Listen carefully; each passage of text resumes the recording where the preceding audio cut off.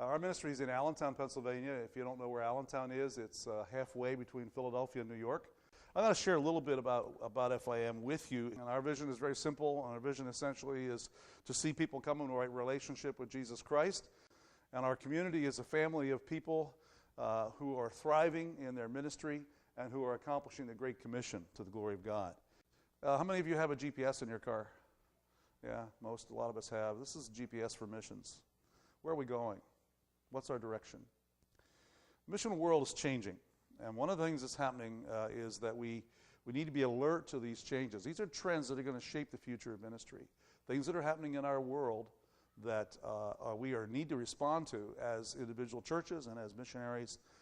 Or if we fail to do so, we will miss the boat, so to speak. This is a graph, by the way, of how many people who are born-again Christians or who claim to be Christian in 1900. The red chart is how many people claim to be Christians in 2013, percentage-wise of the population. So after all these years of nearly 100 years of ministry, the percentage of people in the world that claim to be Christian, and that's a broad term, but people who would check Catholic and Episcopal and Orthodox, other than people who are other than pagan or Buddhist or Hindu or something like that, the percentage has not changed. And so we're not gaining ground on the population in terms of the people. However, the number of Christians has changed, and so the number of believers has dramatically increased with 6.5 billion people in the world. There's a lot more believers in the world, but they still only represent the same percentage of the population that they did back in 1913. So even though there's a lot more Christians and a lot more people who are born-again believers or who claim their name Christian, we've not gained ground, even though the numbers are higher. Someone has said the future is already here. It's just not evenly distributed. And you don't have to travel very far to recognize that different parts of the world have adopted new ideas and others have not. And unfortunately, in the United States, we are one of the parts of the world that has been really reluctant to accept new ideas in the missionary world.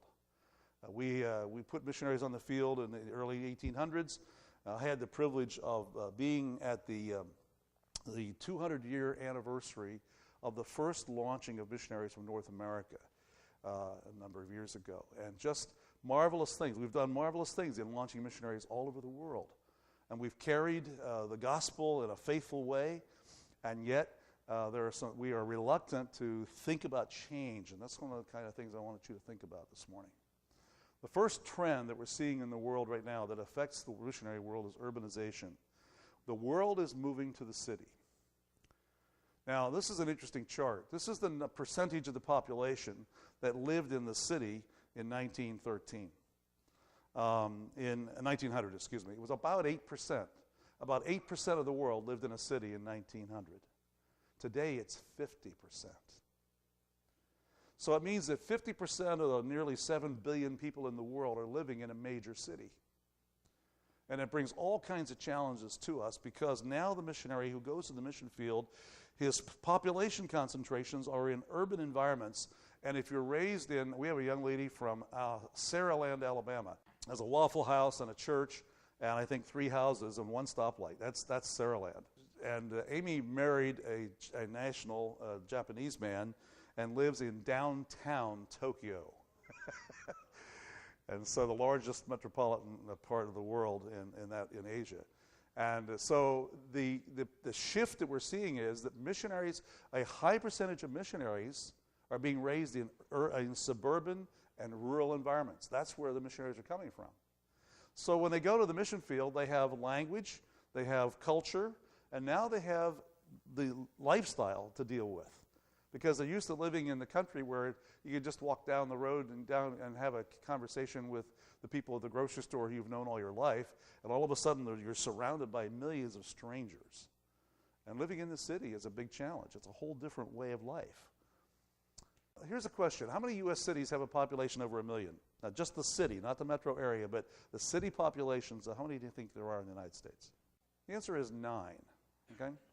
Now, there are metropolitan areas. There are more cities than that with the metropolitan area adds up to 1 million. But the actual city population. Now, how many cities do you think there are in China over 1 million? 160. So we don't see urbanization here in the United States like we see it in the rest of the world, because the economic environment in America has not driven people in desperation to the city in search of a job. But in much of the world where people are living subsistence living, where they live on $1 or $2 a day, and where they have one donkey and one goat, and they milk the goat for milk and grow a little bit of wheat behind the house or a little bit of corn and survive on that, they move to the city in much of the world in search of a job. And unfortunately, that's not what happens. Unfortunately, they move into poverty and so on. And I love what Baki says here. He says, because missions is no longer across the ocean and geographically distant, it is across the street and culturally distant. We'll stop there. The idea is that the world is essentially, instead of being a world of 350 nations, it is now a world of about 400 world-class cities. And so this whole issue of people moving into the city has become a huge challenge for all of us. And someone has said that this is for the millennials, that is people born in the last generation that's been born that's now adult. For them, the reality is that this is the new 1040 window. You remember the 1040 window focus that took place probably over the last 20 years, where we're going to go to and that's that strip of nations across the center of the world, and where the fewest population where the population is the least Christian. But this is the new 1040 window, the city. And we need to know how we're going to deal with that. This is an interesting chart. I don't know if you can see it at the right. It's a little small for you to see on this screen. There's 26 largest cities in the world. These are cities over 10 million, okay? There are only 2 on that list in the United States. So the reality is that we live in a world where there are much larger cities than there are in the U.S. And if you look at that chart, I can't see it in the back either. You start with Tokyo, and you have to go all the way down to number 8 to get to New York City, all right? And then you have to go on down to, Los Angeles is number 17. So of the 26 cities of the world over 10 million, only 2 of them are in the United States. So the population in the world, we fly into some of these cities. I've flown into Sao Paulo, Brazil. And you know how when you fly into a city here in the United States, there's about 10 big high-rise buildings right in the middle of the city where the business district is, and the rest of it is relatively flat. When you fly into Sao Paulo, it looks like a pincushion that's about 3 miles wide with these huge high-rises of that entire perimeter, because thousands of people living in these high-rise apartments. And so we can't get the sense of what it's like to live in that kind of an environment until you've actually seen it. Now what I want to do is I want to show you a video of a city in China. That's the 3 statistics I want you to think out of that video. 1,300 people a day move into that city. They lay 500,000 square feet of floor space every day. Those are the statistics that stood out to me, and the fact that eventually those cities could eventually be about 100 million people inside the Beltway. So how do you minister to that place? How do you go in and work effectively in a place like that if you've been raised in Saraland, Alabama? And so it's an issue that we need to address on a regular basis. The world is moving to the city, and it's not only happening in China, it's happening all over the world. And so what's happening is, if you go to the New Testament, you discover, what did the Apostle Paul do? The Apostle Paul went to major population centers and he started and founded churches there so that the people that were launching in and out of those cities spread the gospel to the rest of the country. And so we need to think about whether or not that's something that affects the way we do missions in the world in the future. Genuine partnership is the second thing that I would like to. So the West is no longer the saving force in missions. Of the missionaries raised to go to the mission field in the last few years, only about 1/3 of the missionaries that are being raised to go to missions are coming from the United States. Now, you could say that's a failure. I say that's a success. That says that 2/3 of the missionaries being launched into the mission world today, into the gospel ministry, are coming from places where we carried the gospel initially and are now being obedient to the Great Commission and launching their own missionaries. But it means that we are no longer the saving force. It means that we need to recognize we're not the big heroes in the world of Christianity anymore. If you look at what's happening in Christianity is moving east and south. And so the center of, if you were figure out where all the Christians are living in the world and find the epicenter of that, it's moving to Asia. Because there are more Christians in China today than living under any other national flag in the world. And so even though they're suppressed, even though they're underground, they're there, and they're there in huge numbers. And so we are not the saving force in missions. It is not any longer the West to the rest. We're not, hey, we've got all the answers. Unfortunately, we think we do. I love what one pastor said. He was in Syria. This was his quote. He said, over here, we live for Jesus. Over there, they die for Jesus. Are you watching what's happening with ISIS in Iran and Iraq and Syria and Egypt? Christians are being martyred today in those parts of the world in staggering, unprecedented numbers. I think Voice of the Martyrs says that there are more Christian martyrs last year than in any other year in history. We don't hear much about it. But they're killing people 30, 40 at a time, beheading them. You saw that recently on the news. The incredible changes, the idea that we are the center of missions is no longer the case. Now, the West thinks differently than the rest of the world does. First of all, we are business-oriented. We take our model and we're transactional. We're going to do A, and then we're going to do B, and then we're going to do C, and we go in with that model, and we're loud. You don't think you're loud, do you? But if you get off the plane in France, they think you're loud. If you get off the plane in Africa, they think you're arrogant. In fact, I tell my missionaries, the day you get off the plane, you have a big neon sign over your head that flashes arrogant American, because we go in with this idea that we have all the solutions and all the answers, and here's the way we do it. We've got our plan, and we're going to go in there and do it. And we're directive. Here's what we need to do. We suggest you put this, and we go in with that model. You know how the rest of the world works? They're not dependent on the resources like we are because they don't have them. They are relational. They want you to come in and build a relationship. It's like a marriage and dating and courting. They want to get to know who you are and what you're about and whether you care about them. And then we can talk about our partnership. It's way too early to talk about partnerships. Now, I live in a part of the U.S. that's even more transactional, perhaps, than this part of the world. The reality is Americans in general are transactional and loud and directive and business-oriented, and the rest of the world says, we'd like to get to know who you are, and we're communal. We want to talk about how this advances the general community in Jesus Christ. It's not about the celebrities. One of the things that troubles me about Christianity in America is we're all about the celebrities. So whose book did you read last, and who are you watching on television? And some of that is just, it's annoying because it takes away the value of the body at large. So we don't go in as the Savior, one pastor says. He says, but as a partner. And that's going to be an adjustment for American missionaries because we're used to going into places where the gospel was unknown, where Jesus was unknown, and we shared the gospel. And if you go into Africa, I was in Uganda a couple of years ago, and all the pastors, it was 95 degrees out, about 114% humidity, and no air conditioning in the building, and all the pastors had long-sleeve white shirts on with cufflinks and suits. So did I miss something in the transition here? I don't even have one on today, let alone, but in their mind, that's what the missionary wore when they came there. And so we transmitted a lot of the things that make no sense in other cultures. And we are not the saving force. We need to go in as a partner and say, how can we work with who you are and become effective in ministry in your community? So the third one is leader investment. We've had a habit of going into missionary endeavors and saying, well, we're going to be the leader. Instead of saying, who are the people who live here?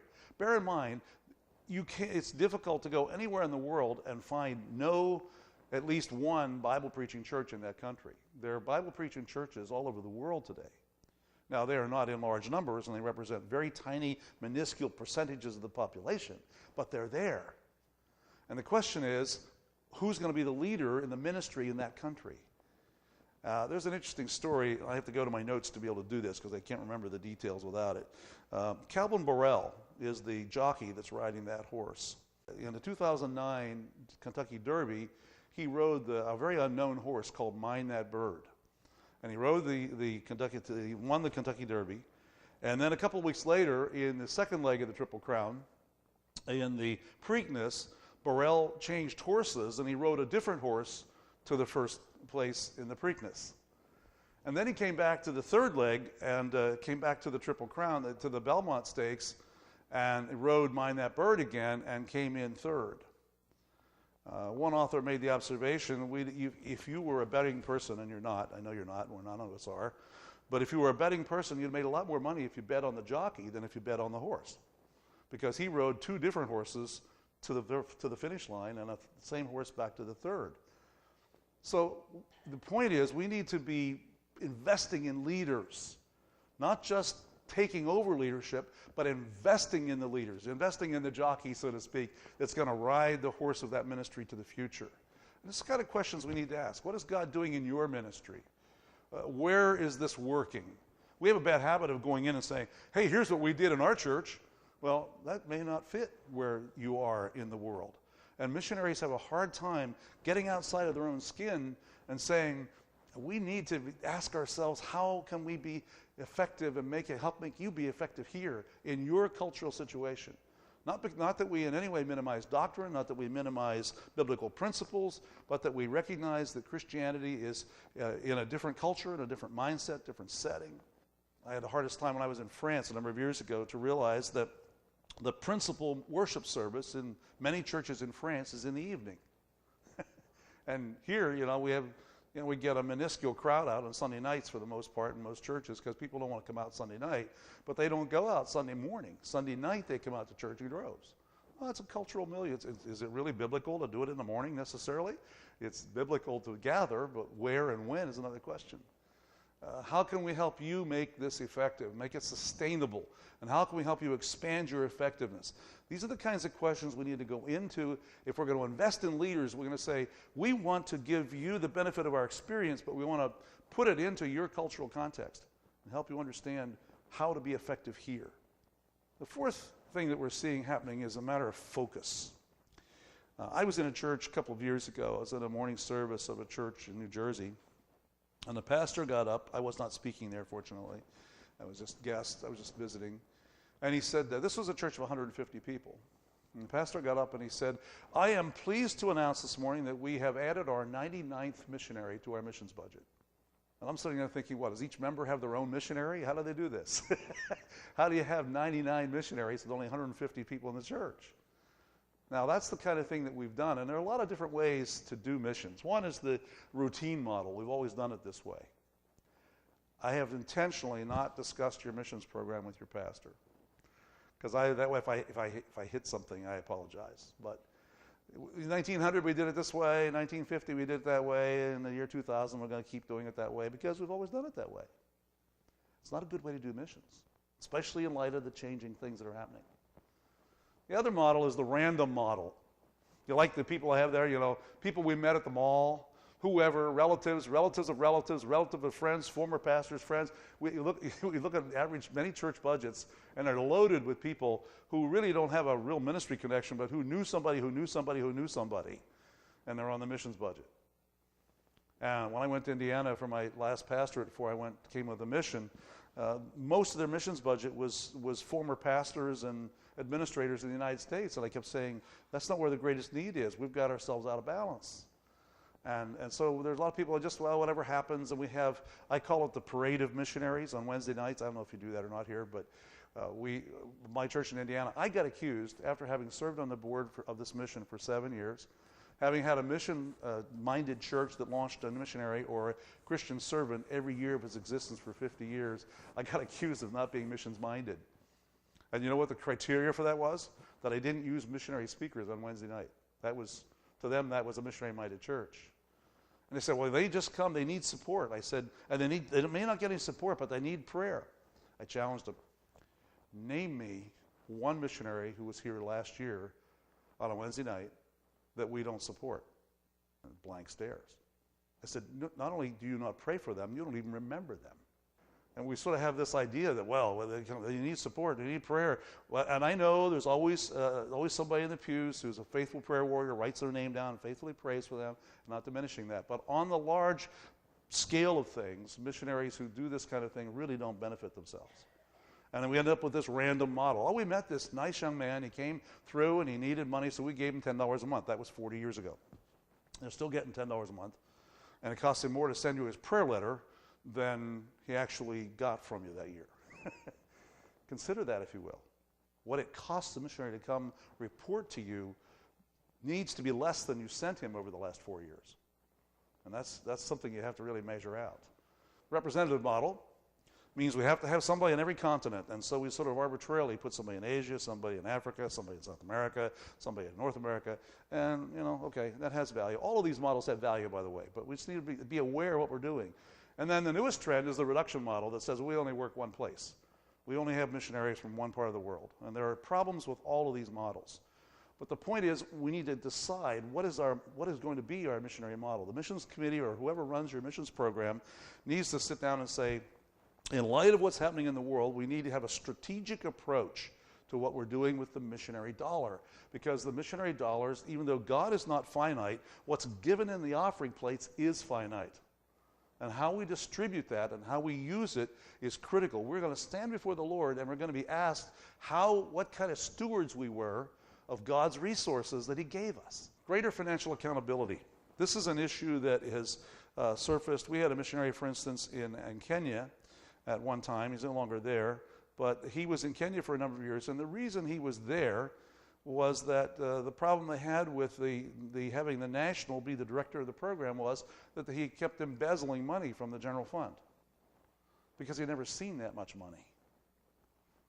When you live in a country where $2 a day is the average income and you plop a person into a position and say, now you have a $50,000 bank account to manage, it's like billions of dollars to them. It makes they can't manage it. They don't know what to do with it. And so we need to be sure we have good financial accountability when we send money overseas, particularly. Now, it begins with relationships. It begins with saying, by the way, the Americans gave last year about $4 billion to humanitarian and missionary efforts, okay? That money has to go someplace, and where it goes often is not effective. In fact, when the Haiti earthquakes hit, we had two missionaries living in northern Haiti. We raised about $150,000, $160,000 toward relief. We sent that money, all $160,000 of it, to the mission field. We discovered there was another agency, and I'll not name it, there was another agency that raised something like $2 million and put less than $150,000 of it actually into Haiti. So these are real issues. Because the infrastructure and the systems and the administrators and the buildings and all the things that we build here, it has to be built, the money has to be sent into the field based on relationships, based on the fact that there's somebody on the ground. You can't bypass relationships. You always lead with relationships. If you're going to send money to nationals in particular, it begins with a relationship. It advances then with accountability that says you never give money directly to an individual pastor or to an indigenous missionary. You give through an organization or through a missionary you have on the field that enables you to be ensured that that money is going where it needs to go. Because when you live in a subsistence culture and you have $10 in your pocket and you're hungry, and if the $10 is to be given for something, for a project for next month, and you're hungry today, guess what's going to happen? You're going to spend the $10 or the $2 or whatever to buy something to eat today. And though that's not a bad thing, the reality is the project will never get fulfilled because the person has this huge challenge in their lives about having no resources to draw on. Indigenous sustainability. We need to ask ourselves, will the project we're supporting be able to move forward without Western money? Or am I going to have to support this thing for the rest of my life? When you had children, you do not have children with the idea that you will have to support them the rest of your life, do you? Now, you might have to, but that's another matter. But that's not the goal. The goal is for them to become sustainable, independent adults, right? You didn't have them to keep them. You had them to kick them out the front door at 19 or whatever. And I love my kids, but, that's the reality. They're welcome to come home and visit, but really don't plan to have you stay here the rest of your life, you know what I mean? Especially when you bring 4 kids. Praise God for our kids. Praise God for kids and who are able to stay at home and who are a big asset to their parents. It's wonderful. I'm not condemning that. But I'm saying the point is here, when you start a project in overseas, you say, we're going to buy you a tractor. Must have been Kenya. I said we were taking a tour of the facility. And he said, well, here's a tractor. I remember when we bought the tractor. It was sitting in a corner rusting away. I said, oh, are you using it? He said, well, it doesn't work. I said, well, what's wrong with it? He said, well, we need a starter, and we don't have any money for a starter. So it hadn't been run for years because they didn't have a starter. And we went a little further down the facility, and they had a big fish tank there. They were going to raise catfish and sell them on the market. Catfish will eat anything. So you throw trash and garbage in there. They eat the junk, and then you put the catfish out on the market and sell it by the pound, and they were able to raise money. He said, well, we're going to raise catfish, but the pond doesn't work. I said, why not? He said, well, the pump failed, and we can't afford a new pump. And as he walked around that facility, everything he talked about was, well, we had this, but it doesn't work. One of the big oil companies gave them a dish, a big satellite dish, and bought all kinds of computers for them to have computers and satellite connection. And they bought satellite connection. They bought the satellite and the computers and 1 year of satellite access. And I said to the missionary, what will next year's satellite access cost? He said, about $10,000. Guess what? They're not using it because they can't afford $10,000 of access. And so we need to think about indigenous sustainability. When we support something overseas, will I have to keep giving to keep this alive, or can it be sustained on the field? Can the people who live there and minister there keep this working? And then equity. We as Americans can create tremendous problems when we do what we think is benevolent. For instance, if you go to the mission field and you build an orphanage that has better care for children than parents can provide at home, guess what happens?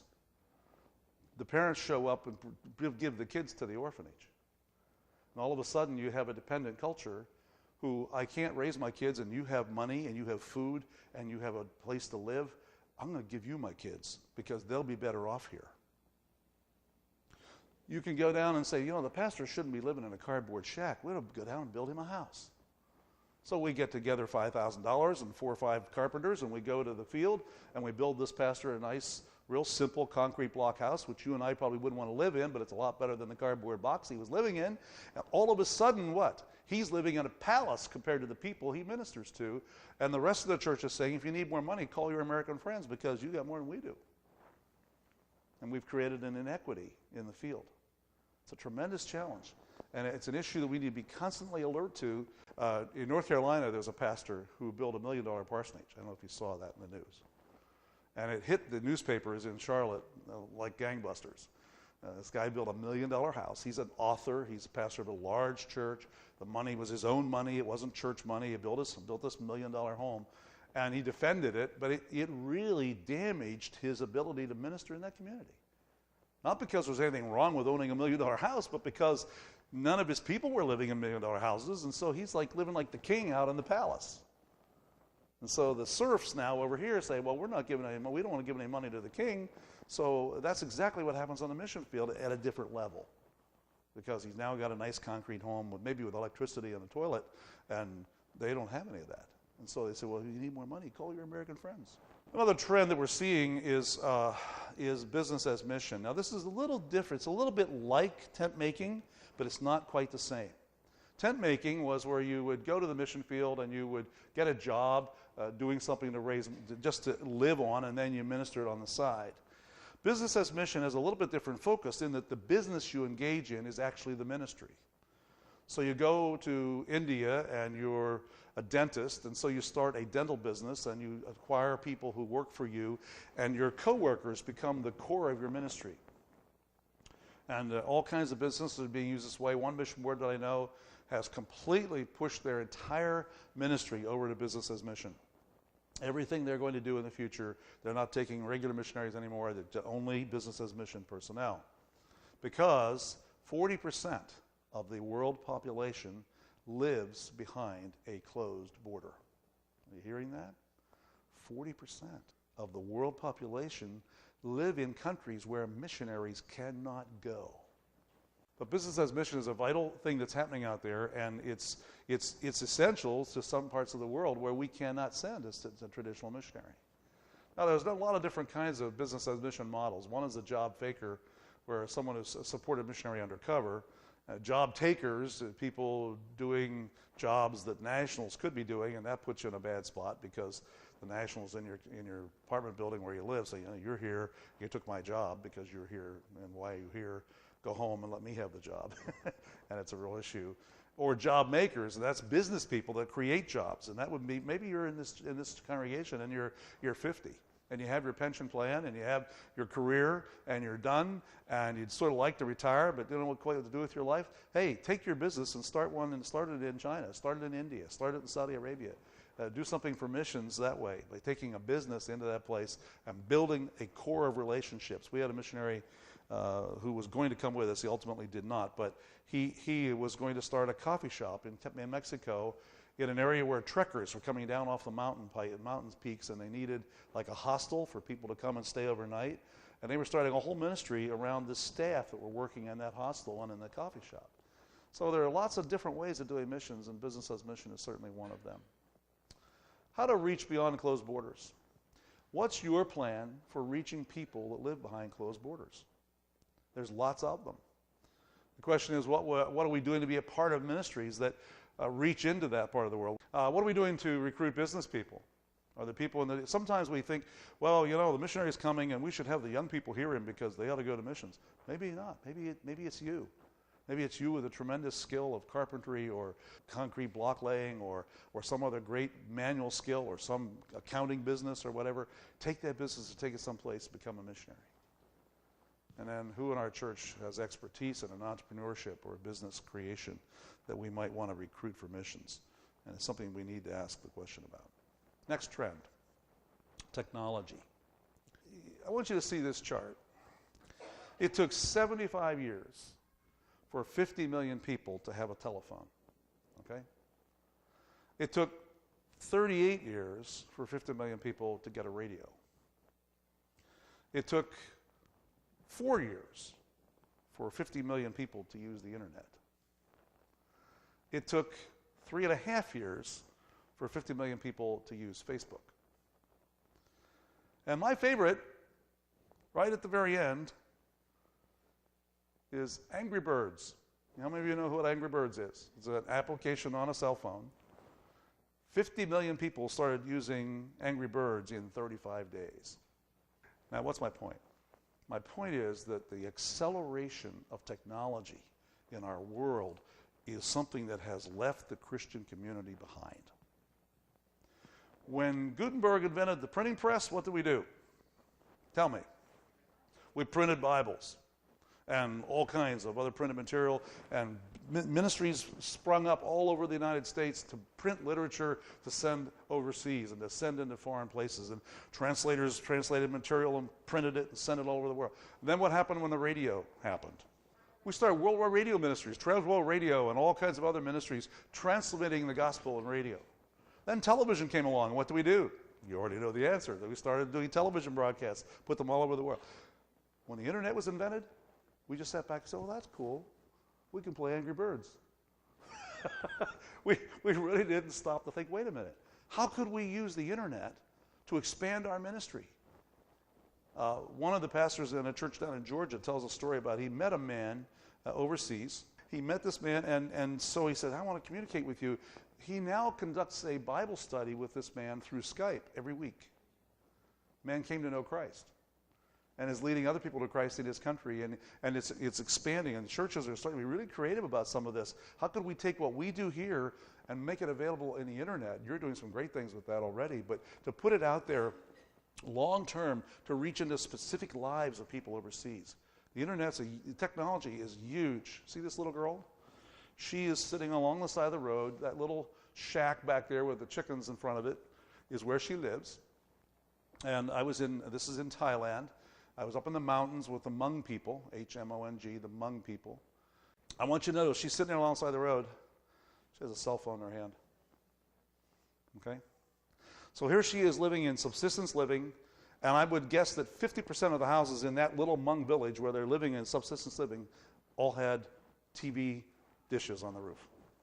There are very few parts of the world today where you can't get some kind of internet or a cell phone access. Because these companies have learned there's no reason to string thousands of miles of copper wire on poles when we can just use the cell phone. And we in America, how many of you have gotten rid of your household phone and just have cell phones? Yeah, okay, see, we're headed that way. Where it's ridiculous because, first of all, most of these countries, they tear the poles down, tear the copper off the poles and go sell it. In fact, in Morocco, where one of our ministries was, they about once a month replaced the wires, and then somebody would come along, tear them all down, sell the copper, and they'd have to put them back up again. So the company, forget it. We're going to put a cell tower up. We'll guard that, and we'll do cell phones. And that's what they do. This little girl has a cell phone access. She has access to applications that work from the scriptures and everything else. We could get them in her hands. Skype, Twitter, email, Facebook, all these things are out there. And we need to be learning effective ways as individual churches and mission boards on how to use them. We just created a new website. Our website is probably the most significant thing we do electronically, because people do not pick up literature. People do not call you on the phone. What they want to know is, do you have a web presence? And I pass out cards. There's nothing on it but the website. Here's who we are. Look us up. Confusion about the gospel is the last one I want to talk about. I am deeply concerned about this. I just bought a book this week of another author who is addressing this question, because we're seeing some challenges in the missionary world, one of which is the escalating ecumenism. I was in a meeting in Philadelphia a couple of years ago where a very significant missionary spokesman said, there is no place in missions for a defined doctrinal statement. There is a sort of an idea that we don't need doctrine on the mission field. All we need is just to reach people for Jesus. And that is something that it gained steam in the 20s and 30s, and when the fundamentalist movement of the late 30s came into place, we sort of set it aside. But it's rearing its head again. And this idea that, well, we don't need to have doctrine. And I've been in conversation with a couple of mission boards recently where the issue of defining certain doctrines in our doctrinal statement is just anathema. We don't do that anymore. We don't need that. We don't need doctrine like that on the mission field. This is a picture of my hometown. It's not a real close. It's an old postcard. The largest roundhouse. I grew up in Altoona, Pennsylvania. It's a railroad town. 17,000 men worked for the Altoona Railroad shops, Pennsylvania Railroad in its peak there. And the largest roundhouse in railroad history was in that town. They tore it down, unfortunately. The Historical Society tried to save it and couldn't raise the money. But I grew up there. At the peak of its expansion, the Pennsylvania Railroad in the 20s had 28,000 miles of track and employed 279,000 people. One of the largest industrial applications of employment of the world. And it was running 6,700 trains a day. There's a story that in Altoona, Pennsylvania, there was a train either one direction or the other every minute, 24 hours a day. We can't fathom that kind of rail traffic today because we've transmitted to what? How do we get around now? Air. I flew down. I didn't take the train to come here. Pennsylvania Railroad went bankrupt in the 70s after it merged with the New York Central, and I believe because they forgot the business they were in. They thought they were in the railroad business, when in reality they were in the transportation business. And I say, what would have happened if the Pennsylvania Railroad had had the vision to say, we're going to go out and buy worthless land 20 miles outside of Philadelphia and build an airport, and then we're going to have a train hub downtown Philadelphia where you get on a train, you buy a combination ticket, you check your luggage, get on the train, go out to the airport, get on the plane and fly and so forth, and on the other end do the exact opposite, and they could have been the largest transportation mogul in the world. But instead of that, they were in the railroad business and they went bankrupt and went out of business. We need to remember what the business of missions is. The business of missions, this matter of this escalating ecumenism, we're not in the business of getting notches in a spiritual gun and getting people to say, yes, I trust Jesus. We're in the business of what? Discipleship. And discipleship only happens with sound doctrine. So the idea that you can just abandon doctrine and say, well, all we're doing is preaching the gospel. Well, really, Jesus Christ died for your sins. There's 4 doctrines in that sentence. So you can't ignore that, and I'm concerned about that because we're getting this trend that, well, if you're doctrinally defined, a lot of people won't be a part of your mission. We know that. It's okay because we believe doctrine is the foundation from what we do. Expanding gospel definition is the other thing that's happening. I was in a school, good school, IFCA school, as a matter of fact, where I had a student, didn't represent the college by any stretch, but he said, we were talking about the gospel. He said, well, it all depends on what the gospel is. I said, well, I thought 1 Corinthians 15 had a pretty good, solid definition for that already. The Apostle Paul already defined that. And Jesus Christ died and rose again and so on. I said, that's the gospel. But increasingly, young people are saying, no, the gospel is improving the world and preaching the gospel. And we need to be alert to that. The boomers are asking what is true. The busters are asking what's authentic. The millennials are asking what is good. And we're living in this context of expanding gospel definition and expending resources differently. One author said this. He said, in this age of missions, our 20 and 30-year-olds are more excited about AIDS orphans and water than evangelism and church planting. How can we combine these? If you go into the average college today and talk to students about what they ought to be doing in missions, they will tell you, well, we went out, we're drilling wells. And if you say to them, how are you sharing the gospel as a consequence of that, they're sort of muddy about that. And what I'm concerned about is that we're redefining missions. We're saying missions is social work. If you want to drill wells, help people feed hungry people and help AIDS widows, become a social worker. That's okay. Or if you're going to be a missionary, use that as a platform from which to launch the gospel. It is not the gospel, and it is not the reason we go, but it is the reason. It enables us to get an audience. It enables us to be heard. And my wife pointed out recently, she said, you know, when young people go on short-term ministry, sometimes we convey to them that missions is building a house, or missions is drilling a well. It's not. Missions is about the heart of people, not about their body. Now, if you go into the world where there's subsistence living and you help them live a better, and you'll hear repeatedly in the missionary world, we're going to make the world a better place. That's not the goal of missions. The goal of missions is to prepare people for the next world.